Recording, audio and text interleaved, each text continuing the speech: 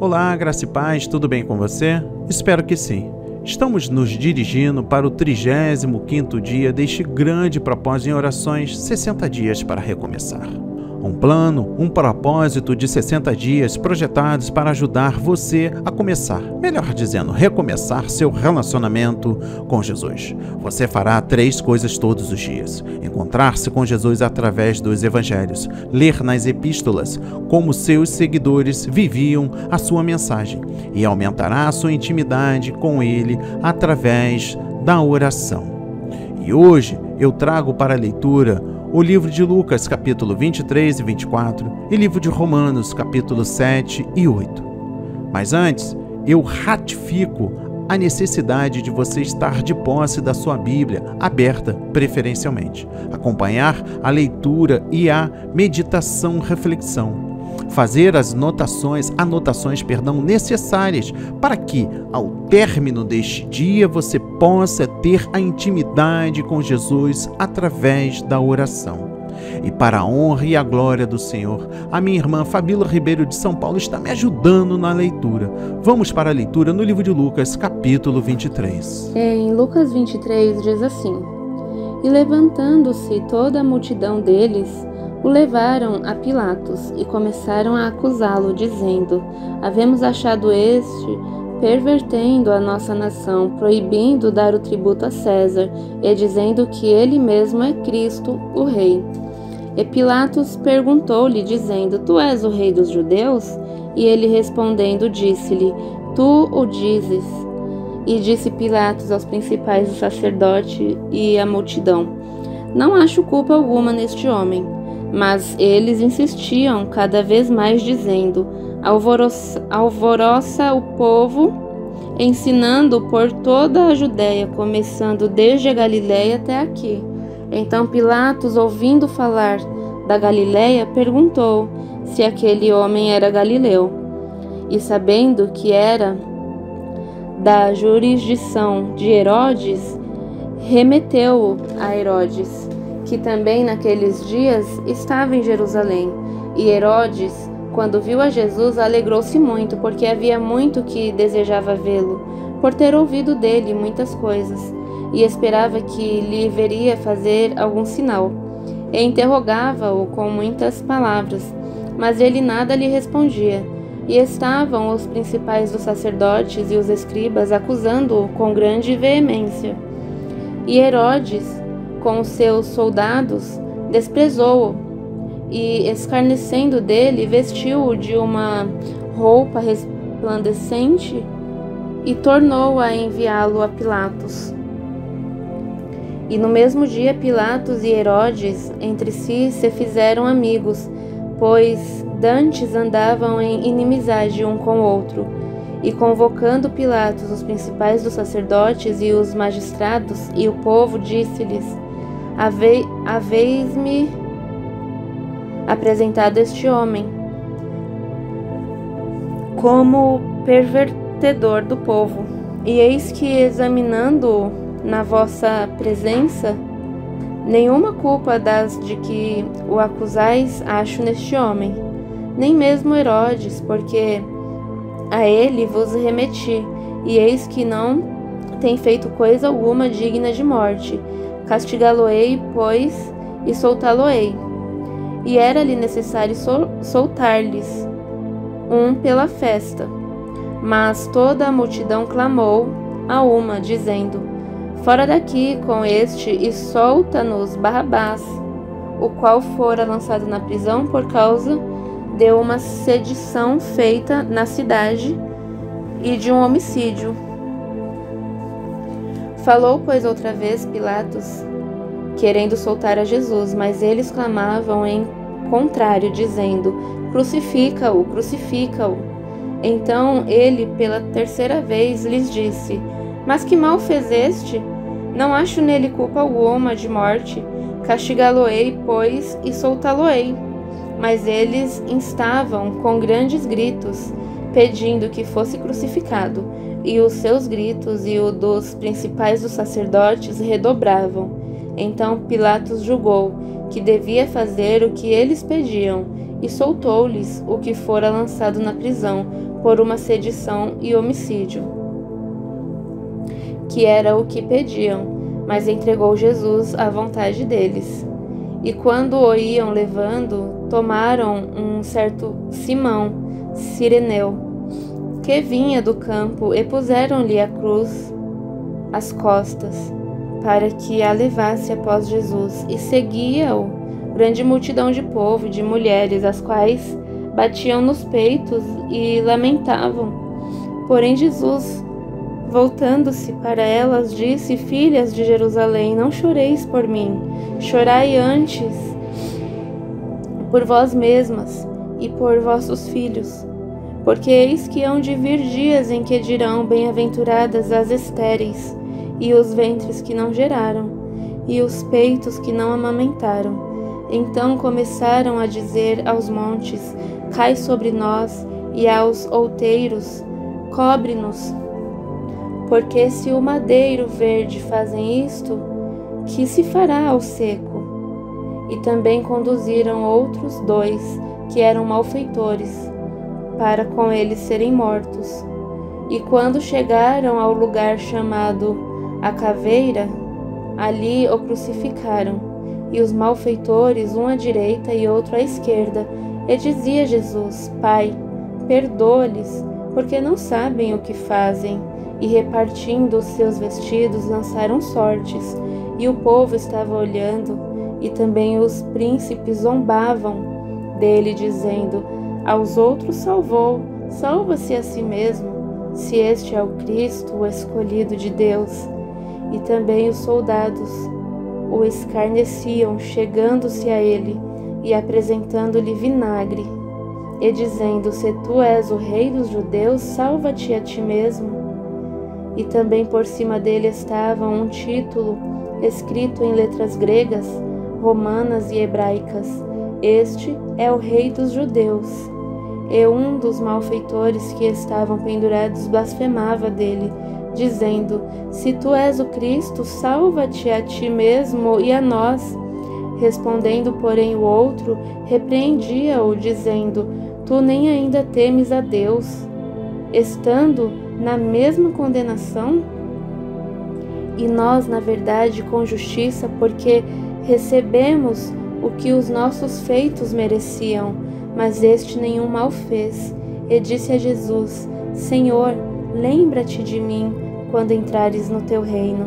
E disse-lhe Jesus: em verdade te digo que hoje estarás comigo no paraíso. E era já quase a hora sexta, e houve trevas em toda a terra até a hora 9, escurecendo-se o sol, e rasgou-se ao meio o véu do templo. E clamando Jesus com grande voz, disse: Pai, nas tuas mãos entrego o meu espírito. E havendo dito isto, expirou. E o centurião, vendo o que tinha acontecido, deu glória a Deus, dizendo: na verdade este homem era justo.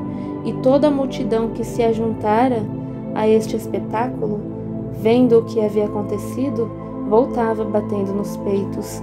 E todos os seus conhecidos e as mulheres que juntamente o haviam seguido desde a Galiléia estavam de longe vendo estas coisas.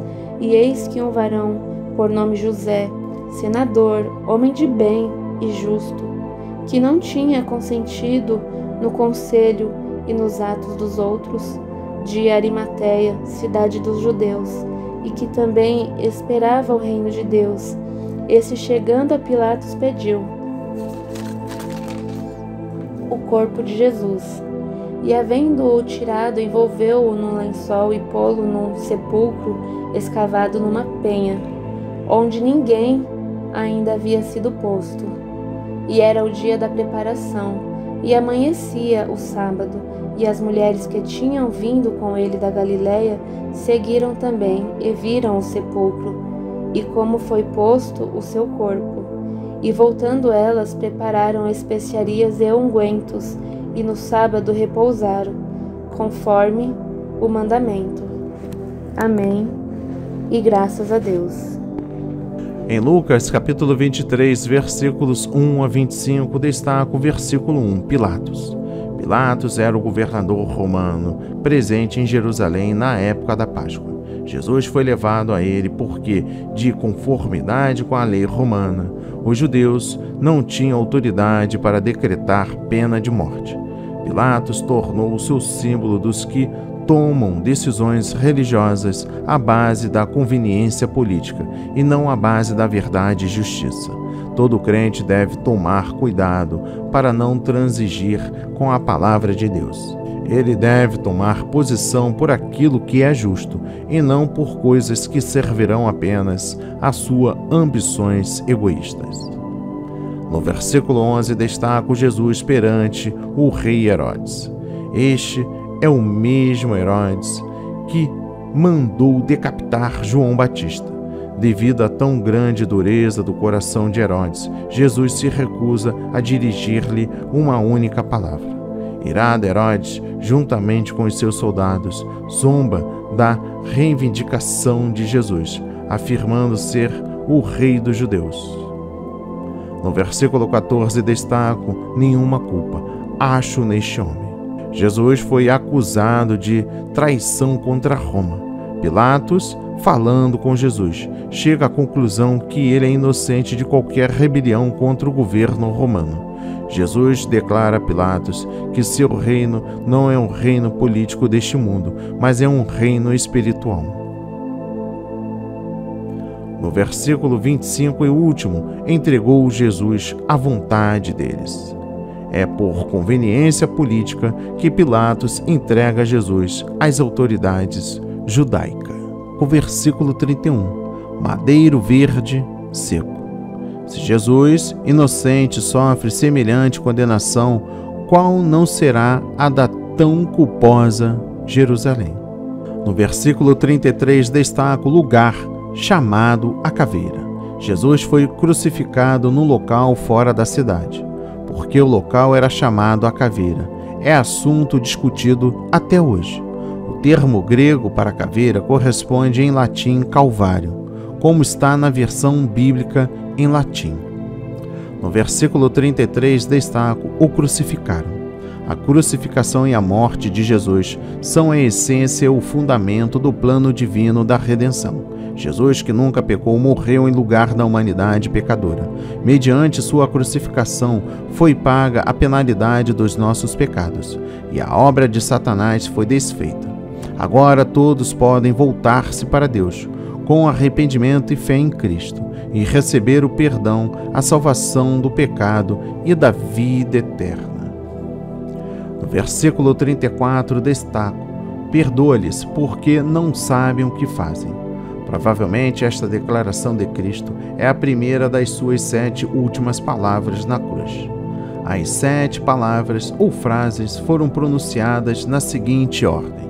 Primeiro, entre 9 horas ao meio-dia. Ponto número 1, a palavra do perdão. Pai, perdoa-lhes. Ponto número 2, a palavra da salvação. Hoje estarás comigo no paraíso. Ponto número 3, a palavra do amor. Mulher, eis aí o teu filho. Eis aí tua mãe. Segundo, às 3 horas de treva. Do meio-dia às 15 horas, nenhuma palavra registrada. Terceiro, cerca das 15 horas. Ponto número 1, a palavra do sofrimento espiritual. Deus meu, por que me desamparastes? Ponto número 2, a palavra do sofrimento físico. Tenho sede. Ponto número 3, a palavra do triunfo. Está consumado. Ponto número 4, a palavra da entrega. Pai, nas tuas mãos entrego o meu espírito. No versículo 35 destaco: e o povo estava olhando.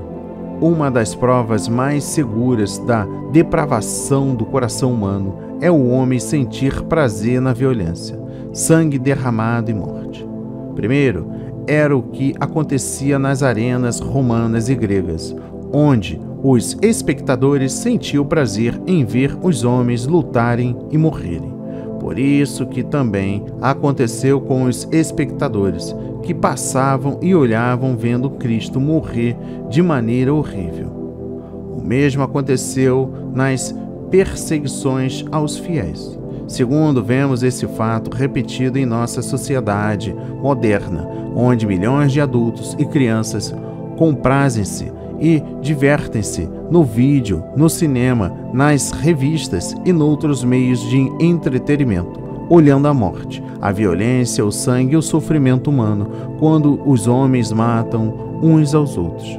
Terceiro, Jesus morreu para mudar essa situação, trazendo o amor e a solicitude. Ele quer que vejamos com compaixão os terríveis efeitos provocados pelo pecado e que ouçamos os gemidos da humanidade sofredora. Quarto, pesa sobre os pais a responsabilidade e o dever de se protegerem e as suas famílias das investidas e influências desses meios maléficos de passatempo no lar e fora dele, que leva o ser humano à insensibilidade ante a dor e a tragédia humana. No versículo 43 destaca o paraíso. O termo paraíso é usado para designar o céu ou a presença de Deus, que céu e paraíso são palavras referentes ao mesmo lugar. A palavra de Jesus aqui mostram com clareza que, imediatamente após a morte, os salvos passam a estar com Jesus no céu. No versículo 46 destaca o Pai nas tuas mãos. Jesus entregou voluntariamente a sua vida à morte. Noutras palavras, a morte não tinha poder de tirar sua vida. Naquele momento, ele voltou em espírito para o seu Pai no céu. Vamos para a leitura no livro de Lucas, capítulo 24. Em Lucas 24 diz assim: E no primeiro dia da semana, muito de madrugada, foram elas ao sepulcro, levando as especiarias que tinham preparado, e acharam a pedra revolvida do sepulcro. E entrando, não acharam o corpo do Senhor Jesus. E aconteceu que, estando elas perplexas a esse respeito, eis que pararam junto delas 2 varões com vestidos resplandecentes. E estando elas muito atemorizadas e abaixando o rosto para o chão, eles lhes disseram: Por que buscais o vivente entre os mortos? Não está aqui, mas ressuscitou. Lembrai-vos como vos falou, estando ainda na Galiléia, dizendo: Convém que o Filho do Homem seja entregue nas mãos de homens pecadores e seja crucificado, e ao terceiro dia ressuscite. E lembraram-se das suas palavras, e voltando do sepulcro, anunciaram todas essas coisas aos 11 e a todos os demais. E eram Maria Madalena e Joana e Maria, mãe de Tiago, e as outras que com elas estavam, as que diziam essas coisas aos apóstolos. E as suas palavras lhes pareciam como desvario, e não as creram. Pedro, porém, levantando-se, correu ao sepulcro, e abaixando-se, viu só os lenços ali postos, e retirou-se, admirando consigo aquele caso. E eis que no mesmo dia iam 2 deles para uma aldeia que distava de Jerusalém 60 estádios, cujo nome era Emaus. E iam falando entre si de tudo aquilo que havia sucedido. E aconteceu que, indo eles falando entre si e fazendo perguntas um ao outro, o mesmo Jesus se aproximou e ia com eles, mas os olhos deles estavam como que fechados, para que o não conhecessem. E ele lhes disse: Que palavras são essas, que, caminhando, trocais entre vós, e por que estáis tristes? E respondendo um cujo nome era Cleófas, disse-lhe: És tu só peregrino em Jerusalém, e não sabes as coisas que nela têm sucedido nesses dias? E ele lhes perguntou: Quais? E eles lhes disseram: As que dizem respeito a Jesus Nazareno, que foi varão profeta, poderoso em obras e palavras diante de Deus e de todo o povo.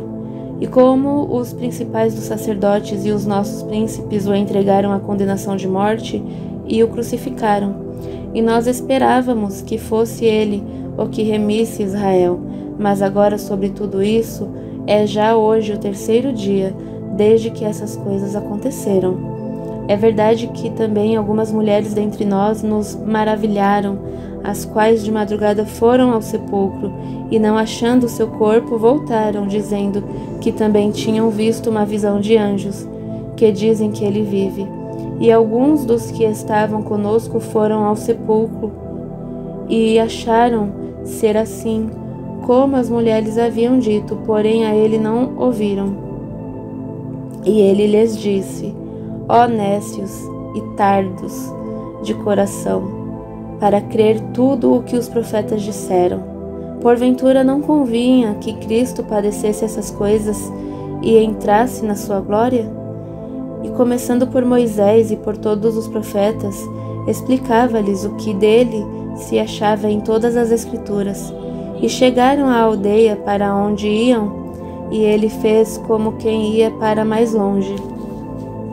E eles o constrangeram, dizendo: fica conosco, porque já é tarde e já declinou o dia.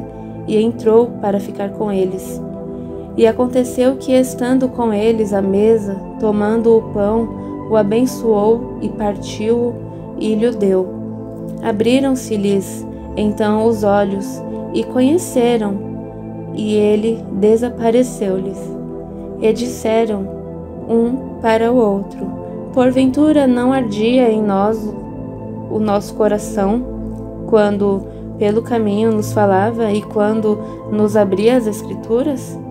E na mesma hora, levantando-se, tornaram para Jerusalém, e acharam congregados os 11 e os que estavam com eles, os quais diziam: ressuscitou verdadeiramente o Senhor, e já apareceu a Simão. E eles lhes contaram o que lhes acontecera no caminho, e como deles foi conhecido no partir do pão. E falando eles essas coisas, o mesmo Jesus se apresentou no meio deles, e disse-lhes: paz seja convosco. E eles, espantados e atemorizados, pensavam que viam algum espírito. E ele lhes disse: por que estáis perturbados, e por que sobem tais pensamentos aos vossos corações? Vede as minhas mãos e os meus pés, que sou eu mesmo. Apalpai-me e vede, pois um espírito não tem carne nem ossos, como vedes que eu tenho. E dizendo isto, mostrou-lhes as mãos e os pés. E não o crendo eles ainda por causa da alegria, e estando maravilhados, disse-lhes: tendes aqui alguma coisa que comer? E então eles apresentaram-lhe parte de um peixe assado e um favo de mel, o que ele tomou e comeu diante deles. E disse-lhe: são estas as palavras que vos disse, estando ainda convosco, que convinha que se cumprisse tudo o que de mim estava escrito na lei de Moisés, e nos profetas e nos salmos. Então abriu-lhes o entendimento para compreenderem as Escrituras, e disse-lhes: assim está escrito, e assim convinha que o Cristo padecesse e ao terceiro dia ressuscitasse dos mortos, e em seu nome se pregasse o arrependimento e a remissão dos pecados em todas as nações, começando por Jerusalém. E destas coisas sois vós testemunhas. E eis que sobre vós envio a promessa de meu Pai. Ficai, porém, na cidade de Jerusalém, até que do alto sejais revestidos de poder. E levou-os fora até Betânia, e levantando as suas mãos, os abençoou. E aconteceu que, abençoando-os, ele se apartou deles e foi elevado ao céu. E adorando-o eles, tornaram com grande júbilo para Jerusalém. E estavam sempre no templo, louvando e bendizendo a Deus. Amém, amém. E graças a Deus, glória a Deus. No livro de Lucas, capítulo 24, destaca o versículo 6. Ressuscitou. A ressurreição de Cristo Jesus é confirmada pelos seguintes fatos. Primeiro, o túmulo vazio. Se os inimigos de Jesus tivessem furtado seu corpo, eles o teriam mostrado, para confirmar que ele não ressuscitara. Se os seus discípulos tivessem furtado seu corpo, nunca teriam sacrificado suas vidas e posses em prol daquilo que saberiam ser mentira e engano. túmulo vazio revela que Jesus realmente ressuscitou e que ele é verdadeiramente o Filho de Deus. Segundo, a existência, o poder, a alegria e a devoção da igreja primitiva. Se Jesus não tivesse ressuscitado e aparecido aos seus, estes nunca teriam passado do desânimo para alegria, coragem e esperança indizíveis. Terceiro, a composição do Novo Testamento. O Novo Testamento foi escrito por homens que deram a sua vida em prol da verdade e da justiça ensinada por Jesus. Nunca teriam se dado ao trabalho de escrever a respeito do Messias e dos seus ensinos, se a sua carreira tivesse terminado em morte e desilusão. Quarto, o batismo no Espírito Santo e as suas inerentes manifestações na igreja. O derramamento do Espírito Santo no dia de Pentecoste, como realidade prática, comprova que Jesus ressuscitara e for exaltado à destra de Deus. Se Cristo não tivesse ressuscitado, não teria havido nenhum batismo experimental no Espírito Santo. Quinto, os milhões de pessoas que, no decurso desses últimos 2000 anos, experimentaram nos seus próprios corações e vidas a presença de Jesus e o testemunho do Espírito Santo. No versículo 19 destaca Jesus, um profeta. Para os escritores dos evangelhos, Jesus era o profeta enviado por Deus. No versículo 27 destaco, explicava-lhes as Escrituras. O Messias e a sua obra redentora através do sofrimento são o tema central do Antigo Testamento. No versículo 39 destaca, um espírito não tem carne. A declaração de Cristo, um espírito não tem carne nem ossos, não significa que o espírito não tem forma nem corpo, mas apenas que seu corpo não é material, como a do homem. Jesus tem um corpo glorificado espiritual e, de igual modo, os santos no céu. No versículo 47 destaco arrependimento e a remissão de pecados. Os discípulos somente deviam pregar o perdão dos pecados juntamente com o arrependimento do pecador. O pregador que anuncia a salvação como uma simples crença ou religião fácil, ou uma formal aceitação da salvação gratuita sem nenhum compromisso voluntário do pecador de obedecer a Cristo e a sua palavra, está pregando um falso evangelho. O verdadeiro arrependimento inclui o abandono do pecado, isto é, um elemento fundamental e imutável do verdadeiro evangelho neotestamentário. Ainda no versículo 47, destaco em todas as nações. O próprio Cristo institui a obra missionária cristã como uma tarefa santa e obrigatória da Igreja. Missões é um tema prioritário tanto no Antigo Testamento como no Novo Testamento. No versículo 49 destaco, promessa de meu Pai. A promessa de meu Pai refere-se ao derramamento do Espírito Santo. Vemos esta promessa no Antigo Testamento, conforme o livro do profeta Isaías, capítulo 32, versículo 15, 44, versículo 3, livro do profeta Jeremias, capítulo 2, versículo 28, o livro de Ezequiel, capítulo 39, versículo 29. Os discípulos aguardaram o cumprimento desta promessa em oração perseverante. O crente atual que busca o batismo no Espírito Santo deve fazer a mesma coisa. Por fim, o versículo 50, os abençoou. Primeiro, a palavra bênção encerra o significado de, primeiro, uma dádiva divina que faz prosperar o trabalho do crente. Ponto número 2, a presença divina conosco. Ponto número 3, a dotação de força, poder e ajuda divina. Ponto número 4, Deus operando em nós e através de nós para realizar o bem. Segundo, no Novo Testamento, o termo bênção ocorre mais de 400 vezes. A primeira coisa que Deus fez no tocante ao homem foi abençoá-lo. Deus também sustenta a sua obra, abençoando-a. A vida e a história do povo de Deus pode estar sob bênção ou maldição. Terceiro, no Novo Testamento, a obra total de Cristo pode ser resumida na expressão Deus enviou para abençoar. Vemos sua bênção outorgada às crianças e aos seus seguidores quando ele partia da terra. A bênção divina era uma realidade bem presente no ministério dos apóstolos.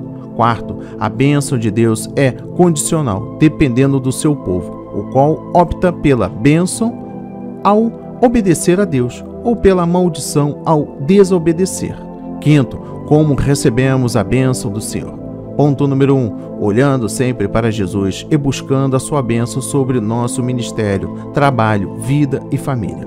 Ponto número 2, por meio da fé, do amor e da obediência diante dele. Ponto número 3, por sua graça, removendo da nossa vida tudo quanto possa impedir a bênção divina. Sexto e último, a bênção de Deus pode não estar relacionada a lucros materiais pessoais e à ausência do sofrimento na vida do crente. Jacó enriqueceu materialmente, porém, usando da astúcia e trapaça. Vamos para a leitura no livro de Romanos, capítulo 7. Em Romanos 7 diz assim: Não sabeis vós, irmãos, pois que falo aos que sabem a lei, que a lei tem domínio sobre o homem, por todo o tempo que vive? Porque a mulher que está sujeita ao marido, enquanto ele viver, está-lhe ligada pela lei, mas morto o marido, está livre da lei do marido, de sorte que vivendo o marido, será chamada adúltera se for do outro marido.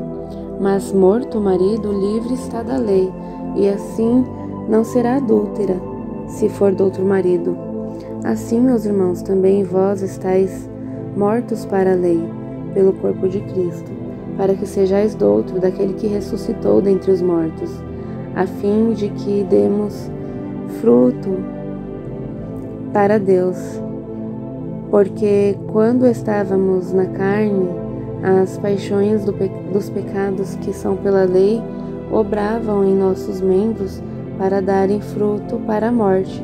Mas agora estamos livres da lei, pois morremos para aquilo em que estávamos retidos, para que sirvamos em novidade de espírito, e não na velhice da letra. Que diremos, pois? É a lei pecado? De modo nenhum. Mas eu não conheci o pecado senão pela lei, porque eu não conheceria a concupiscência se a lei não dissesse: não cobiçarás. Mas o pecado, tomando ocasião pelo mandamento, obrou em mim toda a concupiscência, porquanto sem a lei estava morto o pecado. E eu, em algum tempo, vivia sem lei, mas vindo o mandamento, reviveu o pecado e eu morri. E o mandamento que era para a vida, achei eu que me era para a morte, porque o pecado, tomando ocasião pelo mandamento, me enganou, e por ele me matou. E assim a lei é santa, e o mandamento santo, justo e bom. Logo, tornou-se-me o bom em morte? De modo nenhum. Mas o pecado, para que se mostrasse pecado, operou em mim a morte pelo bem, a fim de que, pelo mandamento, o pecado se fizesse excessivamente maligno. Porque bem sabemos que a lei é espiritual, mas eu sou carnal, vendido sob o pecado. Porque o que faço não o aprovo, pois o que quero, isso não faço, mas o que aborreço, isso faço. E se faço o que não quero, consinto com a lei que é boa, de maneira que agora já não sou eu que faço isto, mas o pecado que habita em mim, porque eu sei que em mim, isto é, na minha carne, não habita bem algum, e com efeito o querer está em mim, mas não consigo realizar o bem, porque não faço o bem que quero, mas o mal que não quero, esse faço. Ora, se eu faço o que não quero, já o não faço eu, mas o pecado que habita em mim. Acho então esta lei em mim, que quando quero fazer o bem, o mal está comigo. Porque segundo o homem interior, tenho prazer na lei de Deus, mas vejo nos meus membros outra lei, que batalha contra a lei do meu entendimento, e me prende debaixo da lei do pecado que está nos meus membros. Miserável homem que eu sou, quem me livrará do corpo desta morte?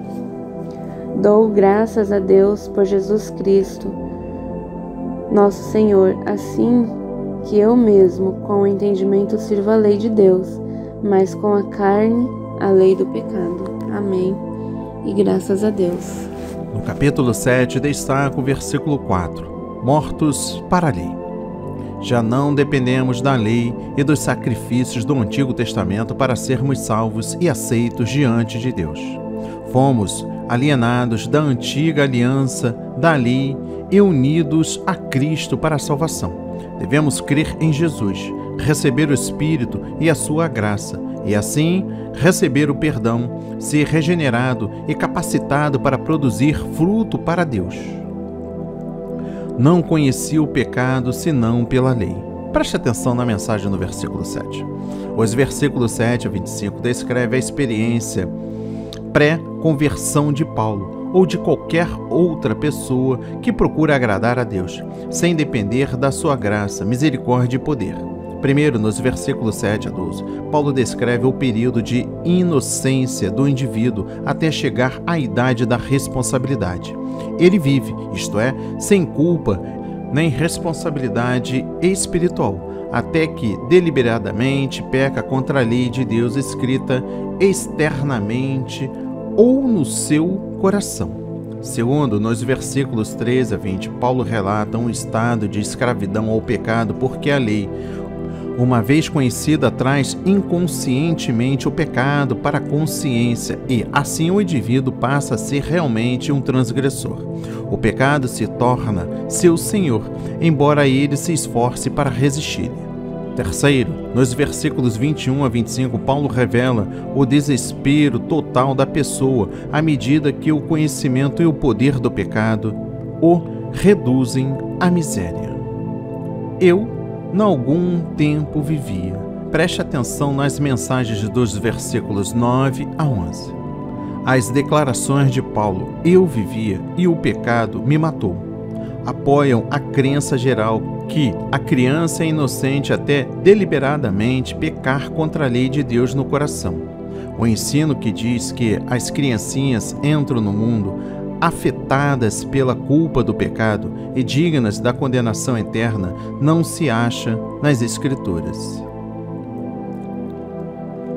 A lei. Preste atenção na mensagem no versículo 14. Lembramos-nos de que Paulo, no capítulo 7, está analisando o estado da pessoa irregenerada e sujeita à lei do Antigo Testamento, mas consciente da sua incapacidade de viver uma vida agradável a Deus. Ele descreve uma pessoa lutando sozinha contra o poder do pecado e demonstrando que não poderemos alcançar a justificação, a santidade, a bondade e a separação do mal mediante o nosso próprio esforço para resistir ao pecado e guardar a lei de Deus.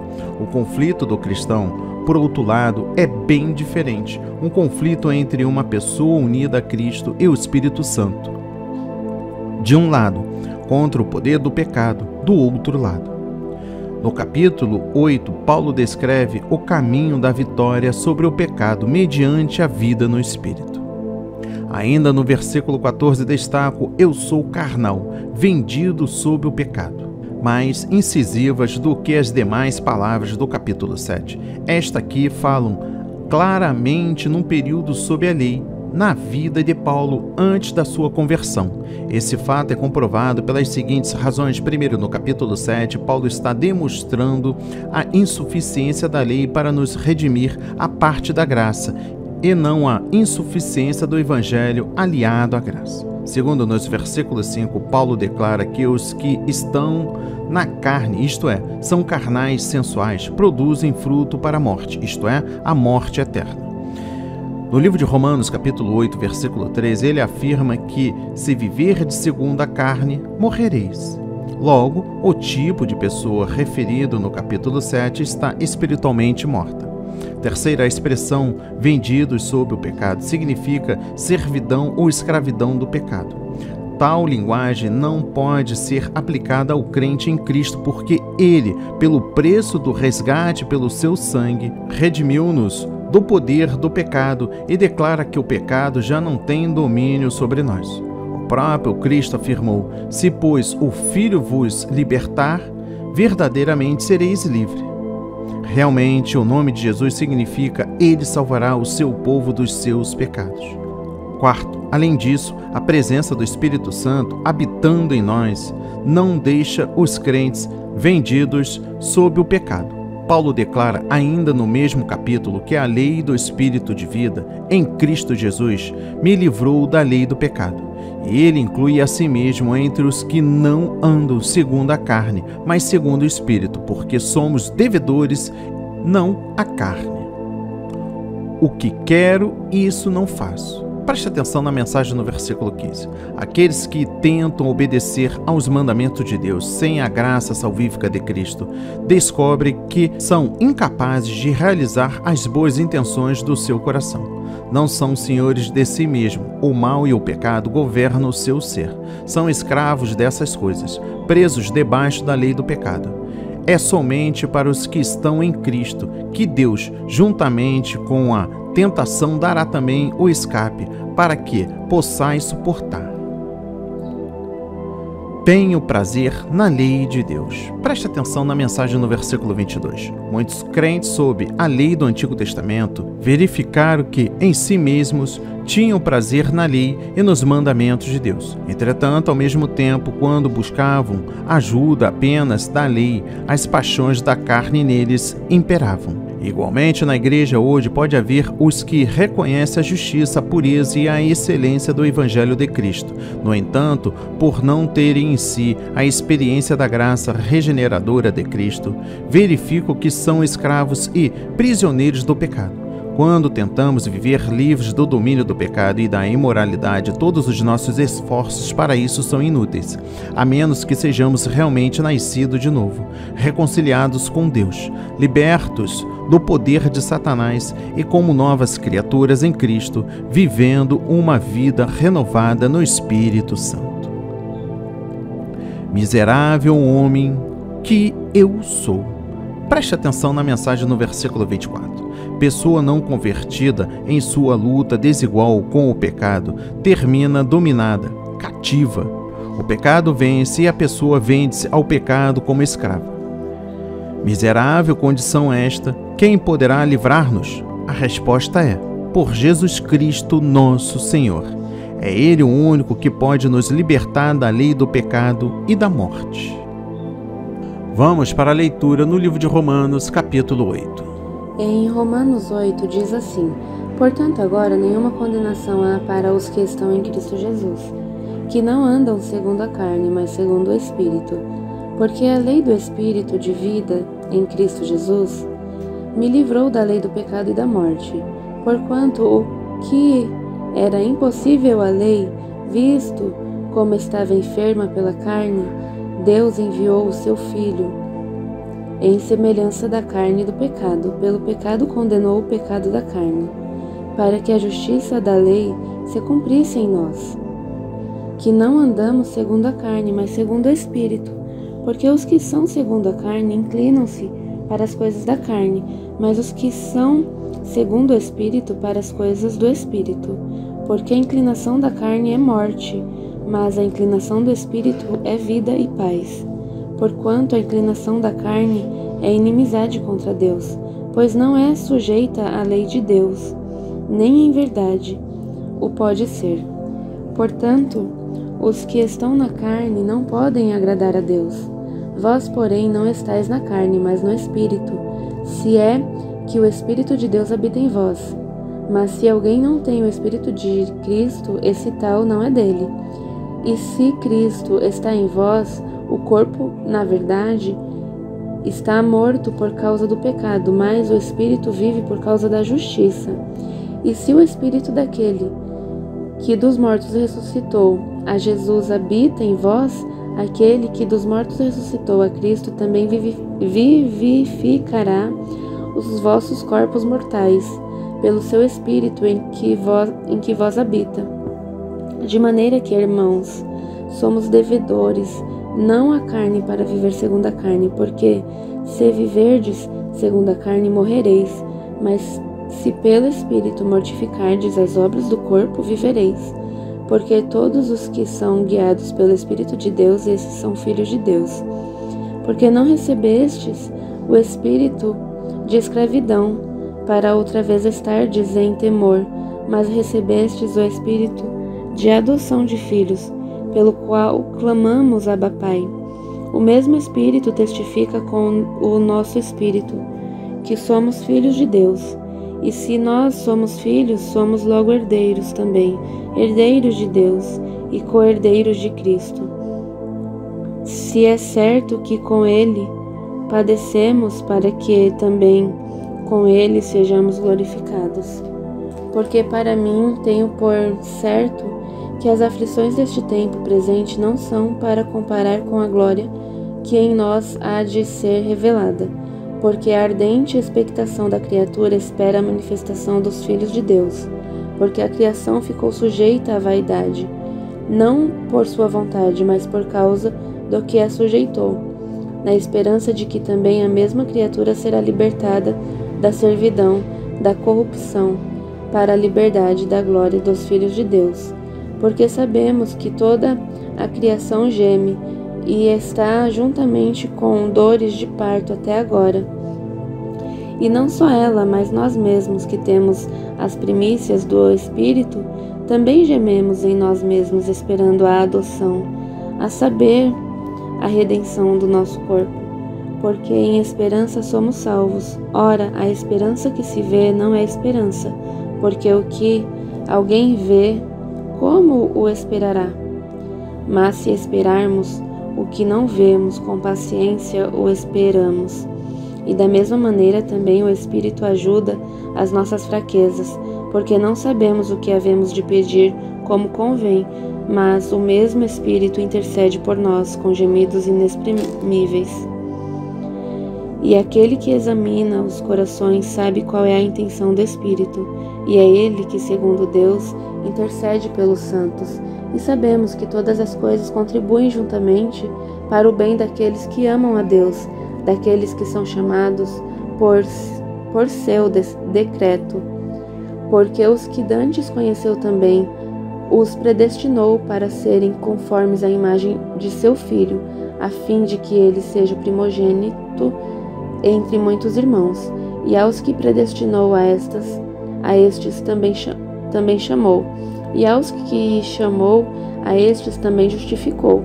E aos que justificou, a estes também glorificou. Que pediremos, pois, a estas coisas? Que diremos, pois, a essas coisas? Se Deus é por nós, quem será contra nós? Aquele que nem mesmo seu próprio Filho poupou, antes o entregou por todos nós, para não nos dar, como não nos dará também com ele todas as coisas? Quem intentará acusação contra os escolhidos de Deus? É Deus quem os justifica. Quem os condenará? Pois é Cristo quem morreu, ou antes quem ressuscitou dentre os mortos, o qual está à direita de Deus e também intercede por nós. Quem nos separará do amor de Cristo? A tribulação, ou a angústia, ou a perseguição, ou a fome, ou a nudez, ou o perigo, ou a espada? Como está escrito, por amor de ti somos entregues à morte todo o dia. Fomos reputados como ovelhas para o matadouro, mas em todas essas coisas somos mais do que vencedores por aquele que nos amou, porque estou certo de que nem a morte, nem a vida, nem os anjos, nem os principados, nem as potestades, nem o presente, nem o porvir, nem a altura, nem a profundidade, nem alguma outra criatura nos poderá separar do amor de Deus, que está em Cristo Jesus, nosso Senhor. Amém, e graças a Deus. Por fim, o capítulo 8. Destaca o versículo 1. Os que estão em Cristo Jesus. Paulo acaba de demonstrar que a vida sem a graça de Cristo é derrota, miséria e escravidão do pecado. Agora, em Romanos 8, Paulo nos diz que a vida espiritual, a liberdade da condenação, a vitória sobre o pecado e a comunhão com Deus nos vêm pela união com Cristo mediante o Espírito Santo que em nós habita. Ao recebermos o Espírito e sermos por Ele dirigidos, somos libertos do poder do pecado e prosseguimos adiante para a glorificação final em Cristo. Essa é a vida cristã normal segundo a plena provisão do Evangelho. A lei do Espírito. Preste atenção na mensagem no versículo 2. Esta lei do Espírito de vida é o poder e a vida do Espírito Santo, reguladores e ativadores operando na vida do crente. O Espírito Santo entra no crente e o liberta do poder do pecado. A lei do Espírito entra em plena operação à medida em que os crentes se comprometem a obedecer ao Espírito Santo. Descobrem que um novo poder opera dentro deles. Poder este que os capacita a vencer o pecado. A lei do pecado e da carne, neste versículo, é o poder dominante do pecado, que faz da pessoa uma escrava do pecado, reduzindo-a à miséria, para que a justiça da lei se cumprisse em nós. Preste atenção na mensagem no versículo 4. O Espírito Santo operando dentro do crente capacita-o a viver uma vida de retidão que é considerado o cumprimento da lei moral de Deus. Sendo assim, a operação da graça e a guarda da lei moral de Deus não conflitam entre si. Ambas revelam a presença da justiça e da santidade divina. Segundo a carne, segundo o Espírito. Preste atenção nas mensagens dos versículos 5 a 14. Paulo descreve duas classes de pessoas, as que vivem segundo a carne e as que vivem segundo o Espírito. Primeiro, viver segundo a carne. Carne aqui é elemento pecaminoso da natureza humana, é desejar e satisfazer os desejos corrompidos da natureza humana, pecaminosa, ter prazer e ocupar-se com eles.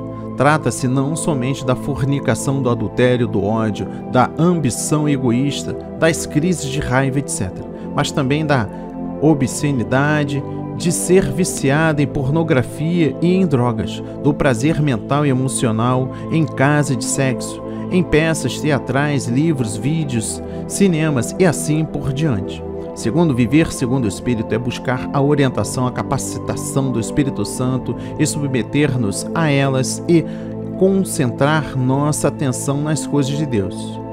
É estar sempre consciente de que estamos na presença de Deus e nele confiarmos para que nos assista e nos conceda a graça de que cresceremos para que a sua vontade se realize em nós e através de nós. Terceiro, é impossível obedecer à carne e ao Espírito ao mesmo tempo. Se alguém deixa de resistir pelo poder do Espírito Santo a seus desejos pecaminosos e, pelo contrário, passa a viver segundo a carne, torna-se inimigo de Deus e a morte espiritual e eterna o aguarda. Aqueles cujo amor e solicitude estão propriamente fixados nas coisas de Deus podem esperar a vida eterna e a comunhão com Ele. Se o Espírito de Deus habita em nós. Preste atenção na mensagem no versículo 9. Todo crente, desde o momento em que aceita Jesus Cristo como Senhor e Salvador, tem o Espírito Santo habitando nele. O corpo está morto por causa do pecado. Preste atenção na mensagem no versículo 10. O pecado invadiu o elemento físico do nosso ser. Daí o nosso corpo ter que morrer ou ser transformado. Mas, porque Cristo está em nós, experimentamos agora a vida do Espírito. Mortificadores às obras do corpo. Preste atenção na mensagem no versículo 13. Paulo salientou a necessidade da guerra contínua contra tudo que tentar limitar a obra de Deus em nossa vida, porque o pecado sempre se esforça para reconquistar o seu controle sobre nós. Primeiro, esse conflito espiritual, embora seja dirigido contra Satanás e todas as hostes espirituais, é, antes de tudo, contra as paixões e os desejos da carne, isto é, da natureza humana pecaminosa. Como crentes, devemos sempre decidir o seguinte: não ceder aos desejos pecaminosos e sim aos ditames da natureza divina, da qual somos participantes. Segundo o fato de o crente não pôr um fim às ações pecaminosas do corpo, resulta em morte espiritual e perda da herança no reino de Deus. A palavra morrereis significa que um cristão pode passar da vida espiritual para a morte espiritual. Assim, a vida de Deus que recebemos ao nascer de novo pode ser apagada na alma do crente que se recusa a mortificar pelo poder do Espírito os atos pecaminosos do corpo. Esses são os filhos de Deus. Preste atenção na mensagem no versículo 14. Aqui Paulo mostra a base da certeza da salvação. Se estamos fielmente mortificados às ações pecaminosas do corpo, estamos sendo guiados pelo Espírito. Todos os que são guiados pelo Espírito são filhos de Deus. Ainda no versículo 14, guiados pelo Espírito de Deus. O Espírito Santo habita no crente como filho de Deus, a fim de levá-lo a pensar, falar e agir de conformidade com a palavra de Deus. Primeiro, ele orienta o crente, participante por impulsos que, ponto número 1, são exortações interiores para o crente cumprir a vontade de Deus e mortificar as obras pecaminosas do corpo. Ponto número 2, estão sempre em harmonia com as Escrituras. Ponto número 3, visam dar orientação da vida. Ponto número 4, opõe-se aos desejos pecaminosos, oriundos das tendências naturais do crente. Ponto número 5, tem a ver com a culpa do pecado, o perdão da justiça de Cristo e o juízo divino contra o mal. Ponto número 6, exortam o crente a perseverar na fé e o advertem contra a apostasia da sua fé em Cristo. Ponto número 7, enfraquecem à medida que o crente deixa de obedecer aos apelos do Espírito. Ponto número 8, resulta em morte espiritual quando rejeitados. E ponto número 9, resulta em vida espiritual e em paz quando obedecidos. Segundo os avisos ou a voz interior do Espírito, vem através de: ponto número 1, ler a palavra de Deus. Ponto número 2, orar fervorosamente. Ponto número 3, ouvir a pregação e ensino sadio e santos. Ponto número 4, exercitar as manifestações do Espírito. E ponto número 5, acatar os conselhos de pais cristãos e de líderes espirituais fidedignos. O mesmo Espírito testifica. Preste atenção na mensagem no versículo 16. O Espírito Santo nos transmite a confiança de que, por Cristo e em Cristo, agora somos filhos de Deus. Ele torna real a verdade de que Cristo nos amou, ainda nos ama e vive por nós no céu, como nosso mediador. O Espírito também nos revela que o Pai nos ama como seus filhos por adoção, não menos do que Ele ama seu Filho unigênito. Finalmente, o Espírito cria em nós um amor e a confiança que nos capacitam a lhe clamar: Abba, Pai. Se com ele padecemos. Preste atenção na mensagem no versículo 17.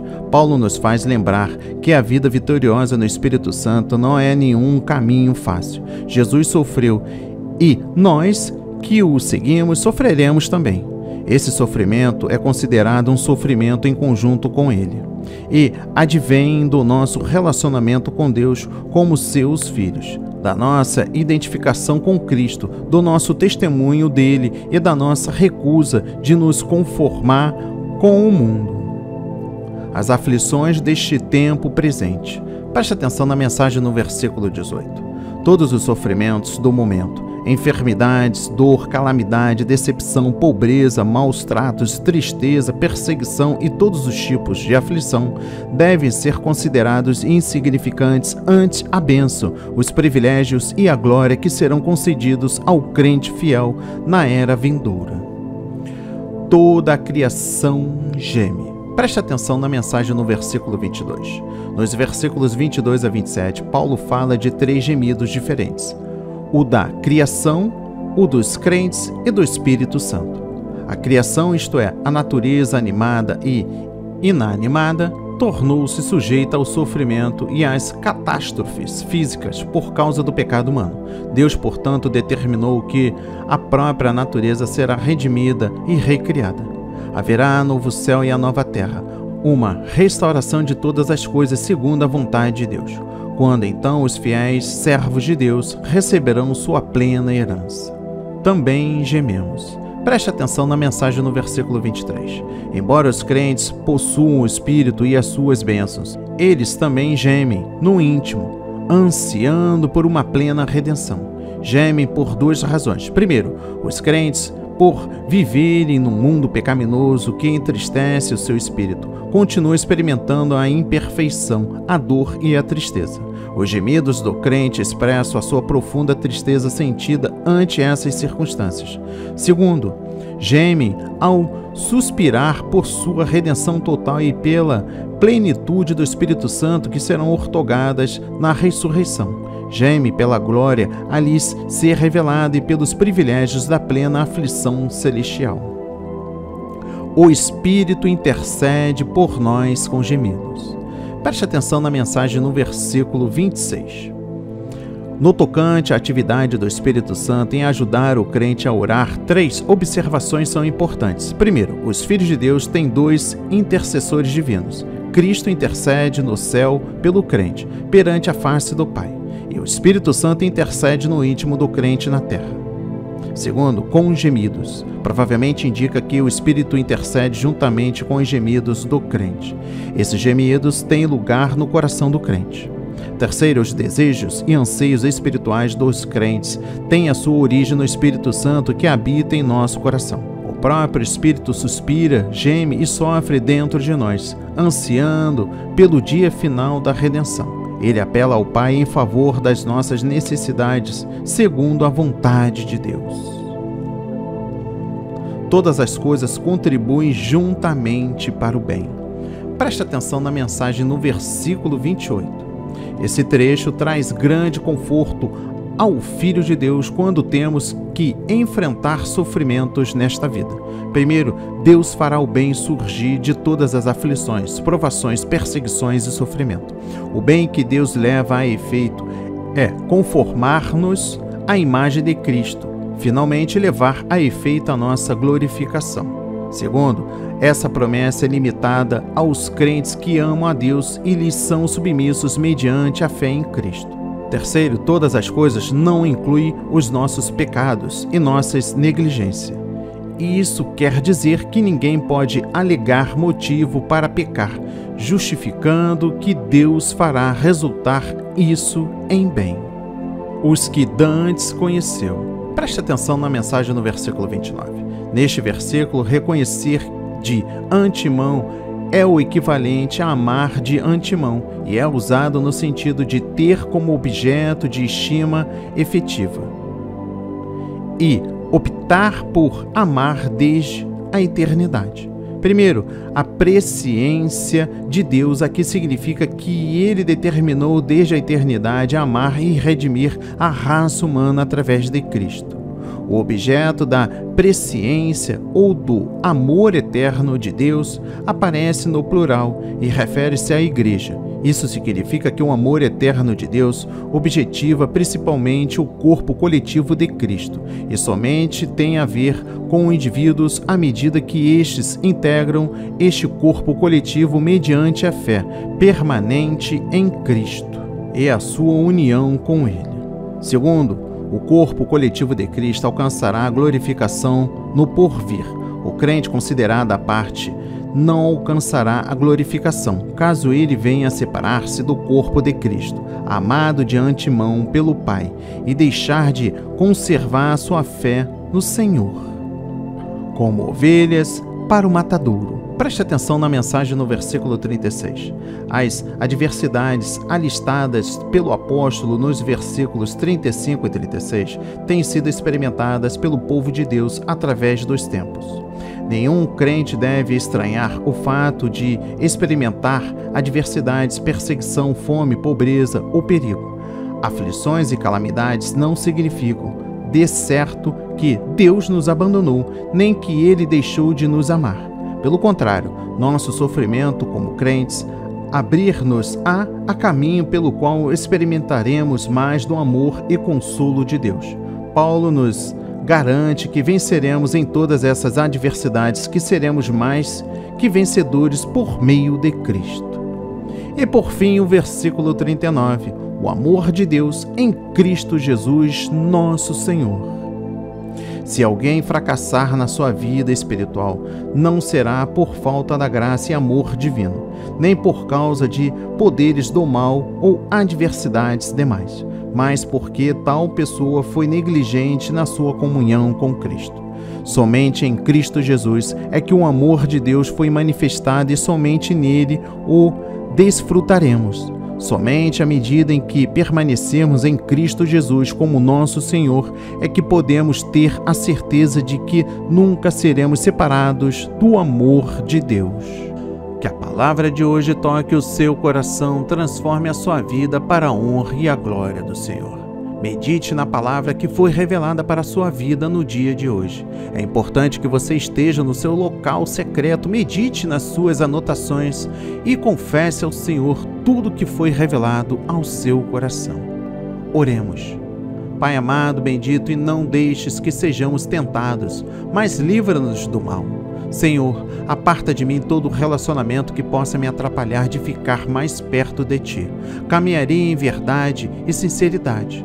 Neste exato momento eu coloco a armadura que o Senhor está nos concedendo, o cinto da verdade, a couraça da justiça, pés calçados com o evangelho da paz, a espada do Espírito, o capacete da salvação. Estamos orando no Espírito em todas as ocasiões, com todo tipo de oração e pedidos. Senhor, peço-te a proteção mencionada no Salmo 91. Sei que o Senhor me salva das armadilhas e das pragas. Encontrarei refúgio debaixo das suas asas. Não importa o mal que aconteça ao meu redor, eu não serei atingido, porque aos seus anjos dará a ordem a meu respeito, para me guardar em todos os meus caminhos. Porque tu me amas, e por eu confessar o teu nome, tu me resgatarás, meu Pai. Eu te chamo e tu respondes, me livra e me honra, me darás vida longa e me mostrará a tua salvação. Meu Pai, restaure o meu coração, o meu relacionamento contigo a partir de agora. Toda honra e toda glória seja dada a Ti. Amém e graças a Deus.